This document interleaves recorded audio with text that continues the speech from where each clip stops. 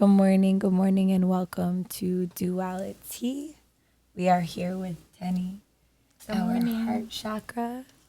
Good morning. We are sipping on some tea this morning.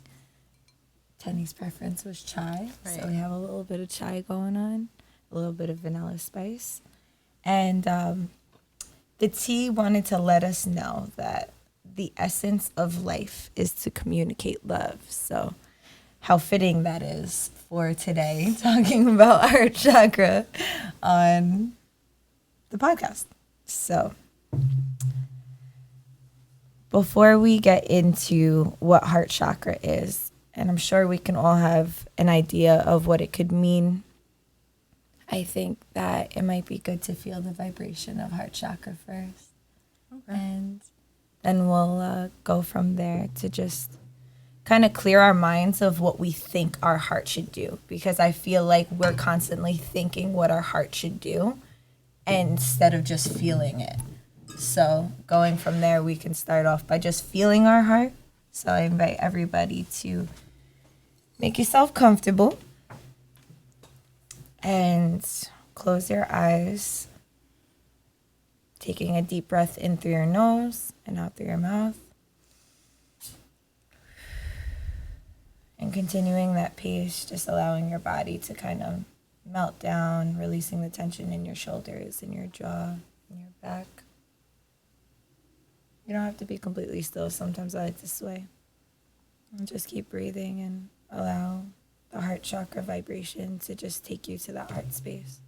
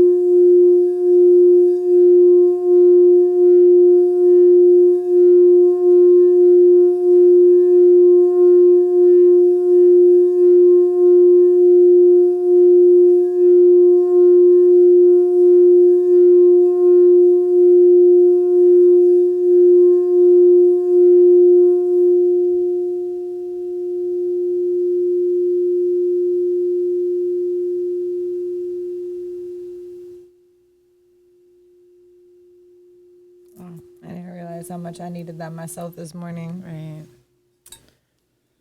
Yeah. So She's light, this fool. She's light. she's so great. Right. Why is it that there's so much resistance that can be had with heart chakra? Why is there so much resistance? For me, we spoke about this like countless amount of times, but for me, I feel like it's more common than not childhood trauma. I mean, adult experiences also, but like I feel like childhood trauma is like a very powerful blockage for the heart chakra specifically. I feel like you learn to love so young, right? So when you have experiences, negative experiences as a child, I feel like a lot of times you don't learn to properly love or receive love or love yourself. I feel like that plays a major impact on like a lot of adult relationships. So for me, I feel like that's one of the biggest ones is childhood trauma and experiences. Yeah, for sure.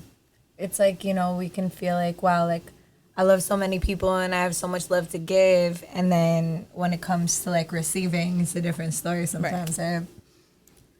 I feel like for me, my journey for getting the heart chakra bowl, I feel like I felt like such a loving person, such a compassionate person, very empathic. Like I'm the person that like feels bad for Scar. Mm-hmm. I'm the person that feels bad for like, you know what I mean? Like, but what about Jafar? Like, you know what I mean? Like there had to be some good in there, but like then you don't see the good in yourself.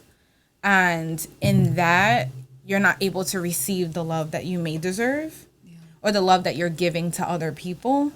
And that's a heavy, heavy blockage to have. Because I feel like overall with like the heart chakra specifically, you can be rooted and you can have a balanced solar plexus, but if your heart chakra is blocked, it like essentially blocks everything else. Right? It's like the center of both, right. like the crown and the root. It's like it's the bridge, Right, to make everything make sense. For me specifically, I feel like as a child, I had like so many instances where like I didn't have time to feel things. I've got things to do. We've got things to be done, and that also like plays into probably solar plexus because you lose that like inner child. Mm-hmm. But you don't have time to feel things because things got to get done. You get up, you shake it off, you keep moving. And then I just carry that into my adulthood. So like you broke my heart, kind of like the little bit of it that you got, but like also I ain't got time to feel that because I got things to do. And so then you enter a space where you're not able to allow anybody to enter as deeply as like you should be able to allow them to enter, and you're not able to feel that you deserve a lot of things, and you're not able to love yourself the way that you need to because you ain't got time for that. You got things to do. Like there's more important things to do. You got bigger fish to fry. And so then for me, I feel like the blockage just gets bigger and bigger the more time you spend away from that self-care, that self-love, getting to know yourself, getting to figure yourself out and build yourself, because I feel like all of those go hand in hand, right? Like getting to know yourself, who you are 10 years ago and who you are now might be different.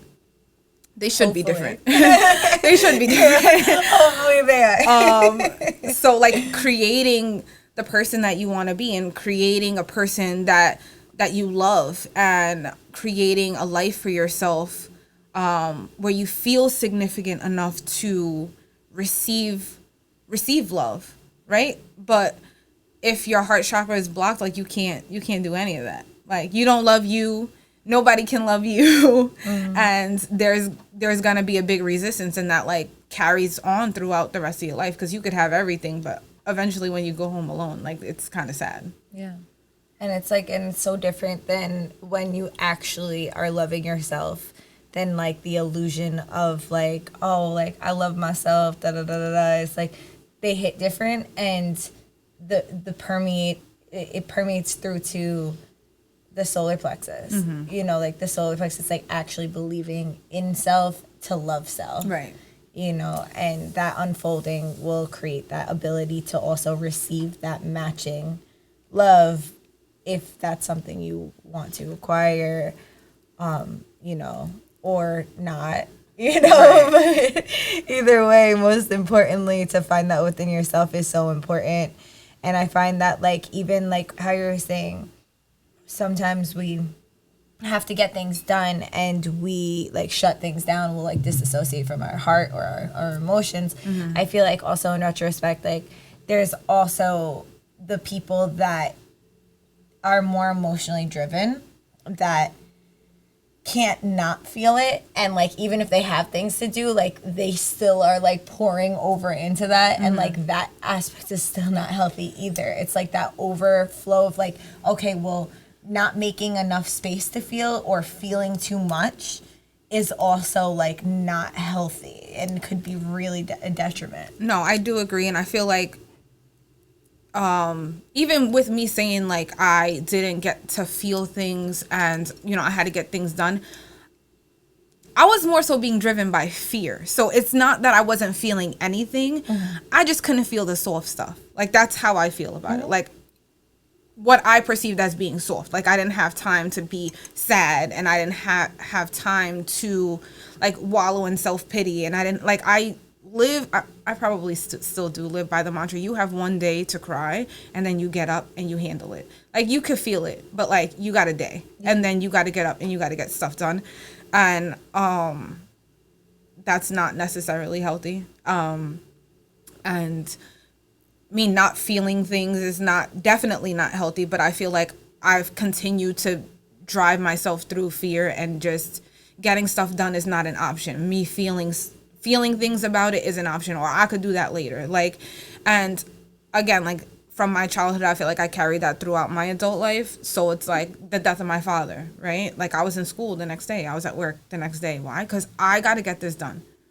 I told him I would do it. And the fact of the matter is, like, this is what happened. But I like to have a plan. I like to have a plan and move based on a plan. Like that's real and that's concrete and that's logic. And so I could feel, touch, smell, and all of those things. So that was more important to me than feeling the stuff. I know that like you have to feel it, but like I feel like I could schedule around that. Like I could decide when I get to feel it, and that's just not real. That's not realistic. Yeah, we think we can. It's not and realistic. Then it all comes crashing down Right. at once when we're sitting there, and then we're like feeling everything that we've repressed for years, you Right. know, and like that's like it's interesting. I feel like I've been in like I've had experiences where I've disassociated, but I feel like more than not I've had experiences where I've just like literally felt too deep, like Right. went head first into all of the feelings and lost myself in them, where it's like I'm not even like a person, I'm just like feelings, like, Right. and Right. that's also not healthy either. Is like, you know, to acknowledge our feelings as they come, but then also move with them and be able to like not completely shut down. And something that I've noticed too, like in different circumstances, like I've found resistance in like partners I've had that were able to like say, like we were having a fight, like I can't go to sleep until like we come to a certain ground, because well, I'm not gonna say present tense, but past tense, like I was a whole traumatized being, and so many people in my life died. Right. I'm like, we can't go to sleep mad. What if you wake up dead? Like, Right. what if you're not like then I'm gonna literally sit here and be like, fuck. I didn't get to say what I had to say. Exactly. But that's like, also that's a huge trauma. But that's too, also like, trauma, and that's also a coping mechanism. Like, I mean, tomorrow is a new day. And exactly. I mean, Oversharing. right. I also will say, like, as you were saying, you were talking about like actually doing the work and actually loving yourself, and not just like seeming like you're doing it.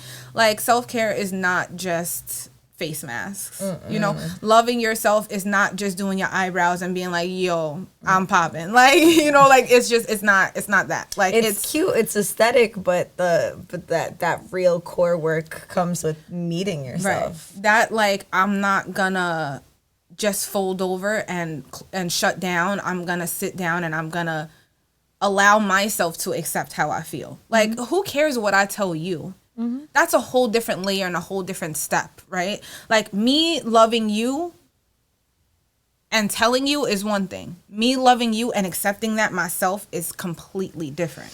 And it's like I've reached a place where like I now can accept how I feel. Now, if I tell you about it, I don't know if I'm there. I mean, like Teni's that, like Aquarius, just so we're aware. Yeah. Aquarius moon as well. Just Right. But like, you know, like Scorpio rising. Right. We're not gonna forget about that Right. either.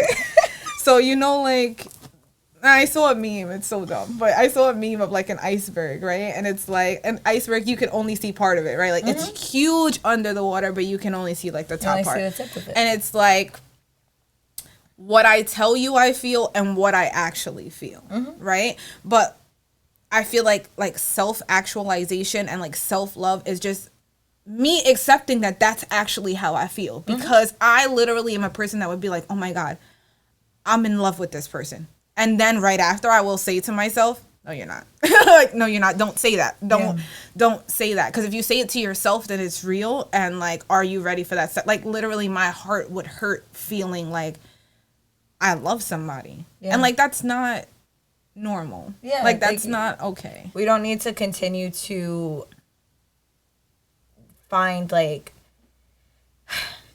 what is it? More like romanticizing traumatic experiences around love the way society has programmed us to. Like, look at all of these reality shows and all of the celebrities and all of the people. Nonetheless, are we more than like pretty much all of us are raised by baby boomers, which, you know, not to like put everybody in a box in that category, but also to say like baby boomers are pretty pretty traumatized people because of like everything that their parents did. And then on top of it, so it's like I'm just gonna say for myself and for, you know, people around me at least, like, we haven't seen the most healthy relationships. I actually didn't see a healthy relationship up until like 4 years ago. I met someone, I was like, wow, that's what a healthy relationship looks like. What the fuck is that? You know, like, that's incredible. But like also like, what? That exists? Like a unicorn? Like I was like, you guys communicate about how you feel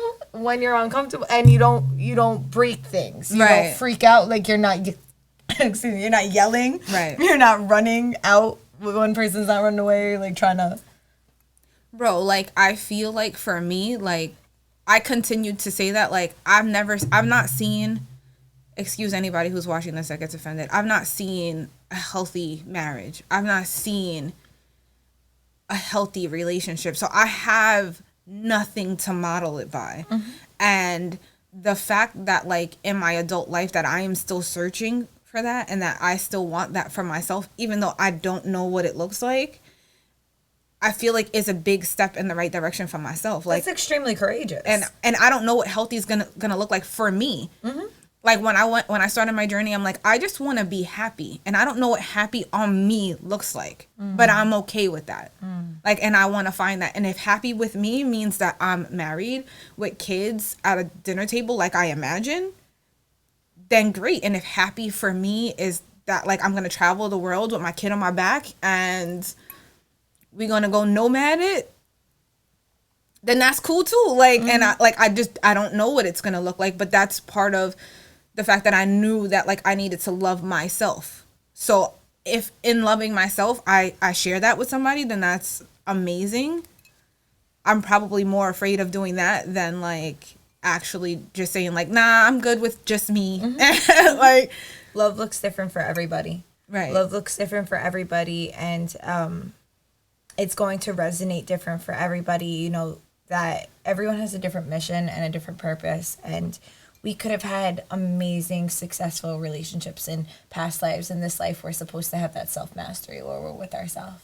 You know, or it could be vice versa. We could have had horrible relationships in past lives, which, you know, I feel like that's probably more of the case. Like, at least for people around me that I talk to a lot. And, you know, it's like, wow, you're going to get the chance to maybe, like, have something really healthy, but, like, you have to find that really healthy acceptance and love within yourself first, and that's what's going to bring that equivalent to you, because if whatever you seek, like, you need to embody, you know, we attract, like attracts like. So if we want to be a courageous person, if we want to be around courageous people, we need to be a courageous person. You know, we want to be adventurous, we need to be adventurous within ourselves, or be around adventurous people, like vice versa. It echoes into, if you're noticing that you're developing different things that you don't like, that don't seem like yourself, really pay attention to who you're surrounding yourself by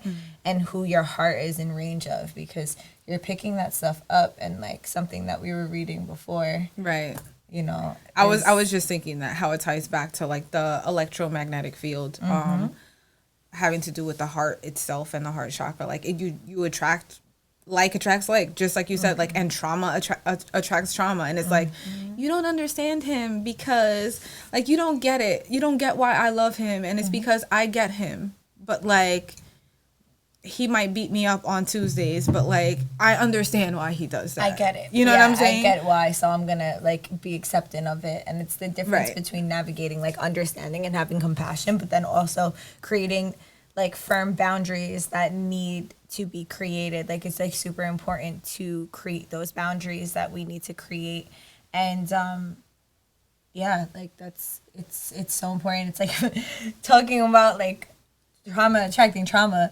I literally there was a point in time up until recently where I only dated people that lost their father. Like, because it's like, they get me. It's like, I didn't go looking for it, but they energetically I went looking for it. Like, I was like, well, the only person who's going to be able to understand me in my heart are someone who had their father pass away, because that's what my experience is. So it's like, if someone doesn't have their father pass away, they're never going to understand me. Even if they didn't know me then, they're never going to understand me, because they don't know that pain. Yeah. So it's like now I'm attracting people on pain. Like it was like countless amount of people. It was really wild. Like I'm like, how am I constantly manifesting it? And then also like I will manifest the same sign in a partner. It's like, oh, boom, like I have trauma with a Leo, so now I only date Leos. Or like I have Gemini. Exactly, literally. And it's crazy, you know. Save me. For real, and it's like wild how these things manifest, but how it comes from our heart center. Like, what is it that we want? What is it that we don't want? What are we paying attention to? Because that's what we're drawing to us. I feel like I always drew people who needed me in some type of way. Because like I needed to be needed. Yeah. And me being needed made me feel important, right? Like, and that's not necessarily the way that I sought after it or like what I was looking for per se, but like that's what I was attracting. Like, you know, I need to feel important. I need to feel needed. This person needs me. That feels good. Listen, the fact that I was in relationships that I wasn't getting beat up in, like that was pretty good for me. Like I felt like that was a successful relationship. Like that's what that looked like. Or just not getting cheated on. Right. Well, or not realizing it yet. Thinking you're not fighting your intuition. Like, nah, I know that don't sound right, but like I want to believe that that's whatever he said. Nah, that's your cousin. I mean, I never met them before, but that's your cousin. Yeah, you know, on the other side, friend, right? It's always something to do with a cousin. Yeah. Why is that so? Right. Like, we want to know. Like, press his audience. I don't got that many cousins. I know you don't. Always something is wild. Like, it's crazy. You know what I'm saying? And you're like, wow. When everything hits the fan, and you're like, wow, I hate me. I hate them. Right. I don't trust me. I don't trust them. Why am I not enough? Heart. Why am I not enough? What did I do wrong? Right. What could I have done different? Exactly. Right. And then that spiral is either that brings us to that precipice of what we were just talking about. I'm not going to feel this. I'm going to feel this so much it's going to stop me from doing everything I need to do. You know, and it's like it either stops you from doing what you need to do, yang, masculine side, or it stops you from feeling everything you need to feel, yin, feminine side. So what imbalance are you going to choose today? Right. You know, like where is your heart going to like gravitate towards to retreat into it when it needs both sides? Right. I do feel like I've had times where I literally just feel everything, and then at that point you can't even express why you feel the way you feel. You just feel everything at once. Like the bucket dumps. It's not like a gradual shower. But I feel like that's what like the journey into like balancing your heart chakra looks like. It's facing all of that. Like it's facing all of the shadows, and it don't look good, and it's not fun, and it doesn't feel amazing, and it's difficult. And you really have to be ready to like meet yourself on your shit and like meet not only your shadows, but like generational trauma and like why you are the way you are and like what you're lacking and what you need to unpack for yourself. And I just feel like that ain't cute and that ain't aesthetic, but like it's important. And like coming out of the other side of that and being able to say like I can communicate how I feel. This makes me feel uncomfortable and I don't like how this makes me feel, and it might seem small to you, but I don't like how it makes me feel. For me, those are big steps. Like those are big steps to be able to say those things or to be able to say like this is not okay for me. So I'm not going to keep attracting a whole bunch of shit that is not okay with me. And like, I'm just going to let it roll over my shoulder because it's not a big deal. And I just want love so bad. And I just want you to need me. And I want you to want me. No. Are you right for me? Like, are you matching me or am I lowering my vibration literally to coexist with you? I continue to say that I want to manifest a love that aligns with me. And I'm not even aligned with me yet. But I'm getting there. And I'm taking the steps to be exactly where I want to be, because I feel like even if I manifest a love that aligns with me right now, I would hope that in a year from now I'm not in the same place that I am now. So I want somebody that can meet my energy continuously. It's that to maintain alignment. Like that's the thing. It's like, what is love to you, right? And then like there's alignment, right? If like love is like connection and just like, you know, acceptance, and there's alignment with that. Like there's things that are gonna happen. It's like you have to stay in alignment with yourself and your heart, and that person has to stay in alignment with themselves and their heart, and then you guys stay in alignment. So it takes a lot of discipline, and it takes a lot of effort to be able to do those things. And people, like, I feel like also perceive heart chakra like, oh, that's the one, I got that one down. Like, I love too hard. Right. Yeah, I love this, Right. and or whatever it is. And it's like, yo, like, heart chakra, although it could be like green and pink and it could seem really light, like, we're storing so much. There's, like you were saying, like, touching base on there, like, there's generational trauma there. There's our own trauma. There's so many different things that are stored in our heart space that we could get heavy with.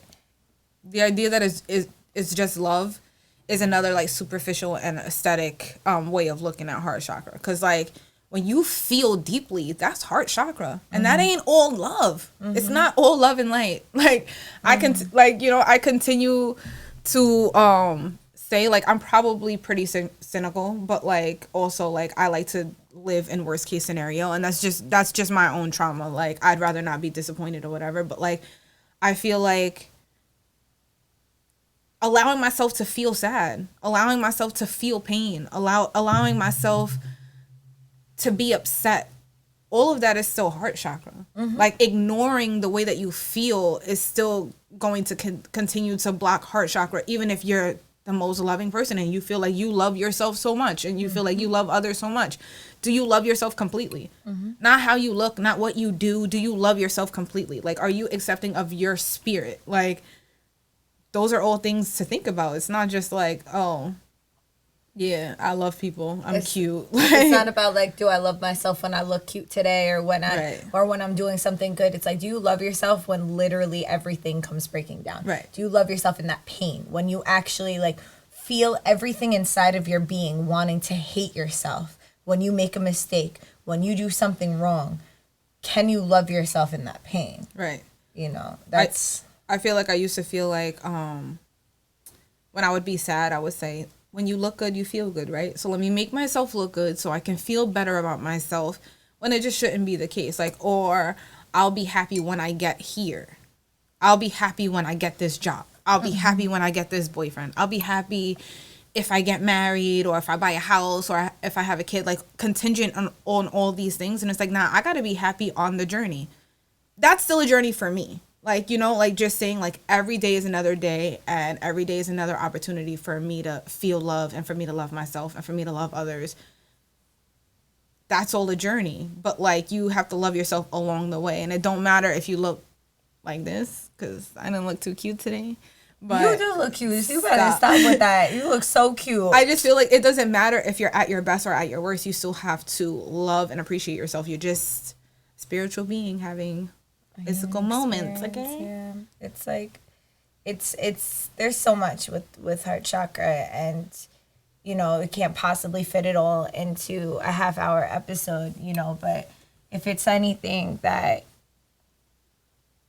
you know, now touching base on what the heart chakra is and what it can feel and look like, how do we bring balance to it? You know, what can we do to bring balance into our heart chakra? We, you know, I could start, but I would like you to. You want me to start? I would like you to start, yeah. Heart chakra, what have you been doing to bring balance into your... What have I been doing? I have been writing a lot. I have been journaling, just so that I can reflect, like, self-reflect, and, like, really think about where I am and where I was. That's important for me to be able to, like, see that personal growth. Eating the green things, because those are always good. Meditation, and I think that, like, for me, it takes a lot of practice. Like, you can't be so hard on yourself. You just, you can't. Like, you're gonna have days, and that's with any chakra that you're balancing. Like, it's just, it's unrealistic to feel like, or to think that, like, I'm gonna eat some celery, I'm gonna play this bowl, and, like, I'm balanced. I mean, you got to do the work. You're meeting your shadow self. Like, you have to, like, really sit down and say, like, what are all the things that I'm not happy about that I'm doing, or what are all the things that I'm feeling that, like, are not healthy for me, and, like, just meeting yourself in that way, and, like, accepting yourself for your flaws, because if you can't admit it to yourself, you for sure can't fix it. Yeah. right? Like it's like AA. Yeah, straight up. You gotta admit it first. I'm Teni. I have a problem. I don't feel the things and I want to, right? Like, yeah, it's you know, unpopular opinion in like society based. Feeling things takes a lot more courage than not feeling things. When you're glorifying, oh, I don't feel that, oh, this is like this, and whatever it is, like you're actually like sitting and glorifying what fear looks like for you. right. So it's either you can like be aesthetic in what society has shown you to be, or you can really like look ugly in your feelings, and like you come out looking 10 times more beautiful and younger, because when you're not suppressing your feelings, you stay young, Right. because you get to tap in and have that access to that inner child, and then that embodies in all different ways, shapes, and forms. And you know, it's just important, like self-acceptance, compassion, you know, allowing yourself to grieve, allowing yourself to feel exactly the way you feel without judging it. You know, like have giving yourself that moment, like something got you pissed, all right, throw your phone, sit there, breathe with yourself. What is that? That's what meditation is. We don't have to sit here and think that meditation is just something you do in a yoga class, just something you do when you're sitting there and you're just like, oh, I'm doing meditation and I do this now and I'm like this. No, like meditation is how long you're gonna sit with yourself. If someone's coming to you and they're like, yo, my fucking heart hurts, I wanna talk to you about some shit, and then they sit with you in those darkest moments, when you do that to yourself, that is meditation. That is showing up for yourself. That's touching base on both aspects and both facets of you. When you are sitting there and just focusing on like Teni was touching on, I'm gonna hit this bowl and I'm gonna do this and I'm gonna do that, now I'm healed. No, you're not. You're never gonna just be healed. Get that out of your head. You're not gonna just kill your ego. Get that out of your head. You're not going to take all of these parts of yourself that make you you because of the experiences you've had and shove them in a corner and expect them to not, like, just to cease to exist. You're just lying to yourself. So have that compassion for yourself. Have that radical self-love, and love yourself so much that no matter who says what or what goes on, you got you and you love you before anyone and anything. And I feel like I want to make a point to say, like, your shadow self, like, as much as I keep saying, like, that's unhealthy. Like, your shadow self was built for a reason, okay? They were built for you to cope with things that you couldn't cope with. And that's okay. So it's not like to meet your shadow self and be so ashamed of it that you don't want to admit it to yourself. Like, look, I can't feel things because I didn't have time to feel things. Like, I had to get things done. And that was how I was able to cope with it. I'm very easy to say I don't care. And I will tell myself that I don't care, even though I know that I do, but I don't want to care. So I will say I don't care and just move forward and act like it didn't happen. How can you stay in a relationship with somebody that continuously cheats on you? You act like it doesn't happen, right? And so because it didn't happen, you can move forward. Because it didn't happen, you can accept it. I want to believe you so much, because if I don't believe you, then what am I doing here, right? So I feel like everything that we create, like all the shadows that we create, like everything has an opposite. So you just have to do the work to unpack that. When I really realized that, like, I was doing what I needed to do was when I said to somebody, yo, everybody's getting me tight today. Everybody. Like, I'm so angry. Like, I don't want to speak to anybody. Everybody's getting me tight. And then right after that, I said, it's probably me though. And like, as I said it, the person was like, I never heard somebody say that before. And I was like, because everybody can't be getting me tight. Like, everybody can't be doing something wrong. And I mean, it's quite possible that they all did something wrong. Let's be fair. But it's also quite possible that, like, I was having a moment within myself. And so everything that everyone else was doing was triggering me. And I sat with myself, like, right in that moment, like, because it can't be everybody. It can't be everybody, though. Like, I'm the common factor. So, like, that's when you know, like, okay, what I'm doing is working. Yes, I'm still angry. Yes, everybody's still getting me tight. But I know that it's not them and it's me. And I'm accepting the fact that it's probably me. So let me take a seat with myself and not lash out to other people, because they're all having their own moments. right? Like, and I used to need to be needed so bad that now everybody needs me and I don't want them to need me anymore. So that's like another thing. Like when you're unpacking all of this stuff, people are used to who you were. Yep. So there's a They lot gotta of get correction, used to like when within yourself and outside of yourself as well. The people that you surround yourself with might not be the same people that you surround yourself with at the end of all the work. And that's boundaries. And the thing is, there's two points that I'd like to make upon like concluding this episode is, you know, there is a boundary set to a rose, right? There's the rose that is of the heart. You know, that's this soft, smooth, loving piece of us, and or piece, this flower, and then the rose still has those thorns and those boundaries. So you got to protect your heart, right? But it doesn't have to be walls. It's just boundaries. It's like you have a gate to your kingdom, right? You choose who you can open the gate up to or who you close the gate up to in your kingdom. You know what I'm saying? So if you're not having somebody in your kingdom, you close the gate, but the gate is still opens and closed. It doesn't have to be. It's a wall that's just from all your being and nothing. It's a barricade. Barricades should make everything keep out. When you have a gate, you are the gatekeeper, right? So that's one aspect. And the other aspect is upon meeting your shadows, you don't have to, you know, sharpen your knives. Rather, open your arms up because that shadow it just needs you to feel it. Yeah. It just needs you to love it. You know what I'm saying? Like, we don't have to fight ourselves anymore. You can put your weapons down. Like, heart chakra is the embodiment that you will never escape anything any other way than peace. The peace that you give yourself with it. You can have any trauma, anything in the world. You could fight all day long. But the only way out is peace. And with that, I'd like to say thank you so much. Thank you for having me. Thank you for coming on the show. Thank you for being a beautiful embodiment of heart chakra. So beautiful to watch this journey with you.